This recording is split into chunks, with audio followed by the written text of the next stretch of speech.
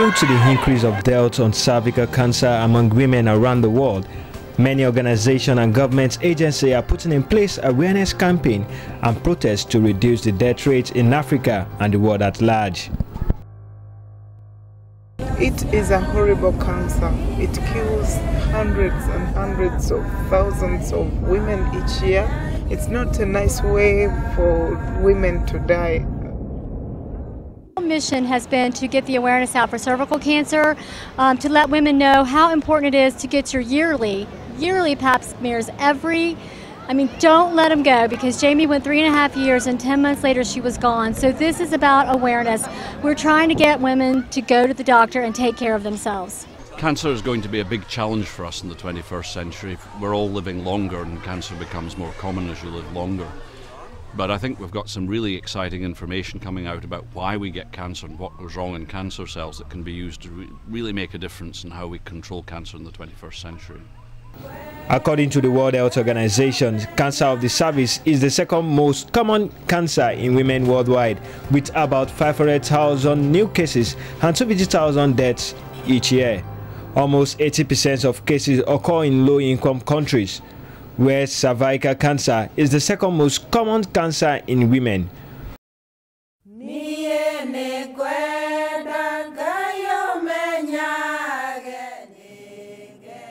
In the United States, about 11,000 women are diagnosed with cervical cancer each year, and about 3,600 die from cervical cancer each year. Virtually all cervical cancer cases, 99% are linked to genital infection with human papillomavirus (HPV), which is the most common viral infection of the reproductive tract.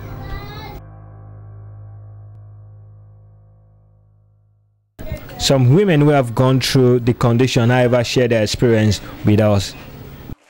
Morning of my 12th anniversary, I woke up feeling like I might be pregnant, which was so exciting because we'd wanted a child for so long. When my little girl was 9 months old, I started getting high fever, diarrhea, just really sick. I'm a photographer, portrait artist, and I work a little too much.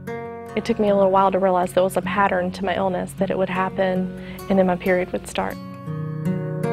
And having pap smear after pap smear, we finally came up with a diagnosis that I had cervical cancer when my little girl was only 14 months old. The advice that I would give to any teenage girl is to make sure that they got the vaccination, which prevents against the HPV virus. The HPV virus can be transmitted through intimate relationships from the moment you become sexually active, even with one person. And it prevents this disease developing, which can lead to cervical cancer, a preventable cancer. Wow, do it. Absolutely, 100% make the most of the fact that there's a vaccination against a cancer.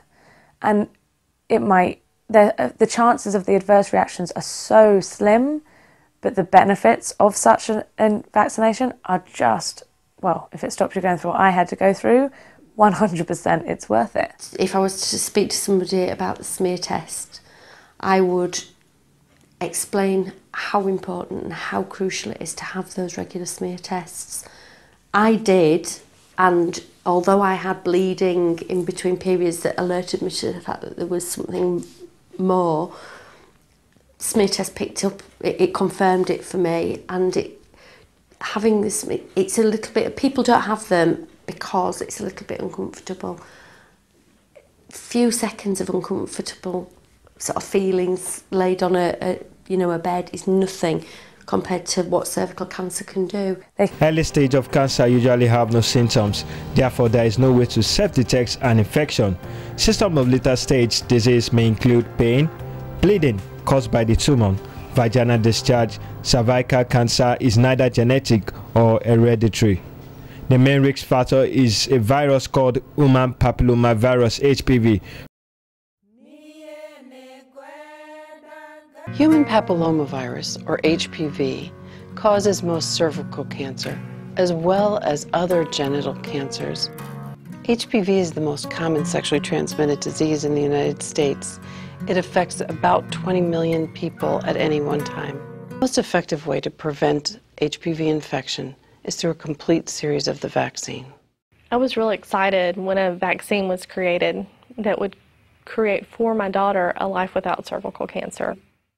One of the reasons why this virus is so effective at being spread from person to person is that it doesn't cause symptoms. So you don't know you have it. So you don't change your sexual behavior in any way. Our plans are to get the vaccine for her as soon as she is old enough. The vaccine works against the HPV types that the person has never been exposed to. You can be exposed on your very first sexual contact.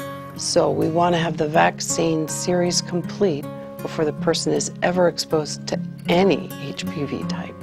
Unfortunately, in this world, there's so many things we cannot protect our kids from. So to choose the things we can, to me as a mother, seems to be the best choice. Since the vaccine doesn't prevent all types of HPV, it's important for a woman to continue to have pap smears on a regular basis. When I was diagnosed, in my area there were 7 women diagnosed about the same time. I'm the only one that survived. So for me, it's imperative to tell other women to make this choice. Previous infection does not protect against future infection. 8 to 10 women will become infected at some point in their life. Vaccination and screening will improve the management of cervical cancer.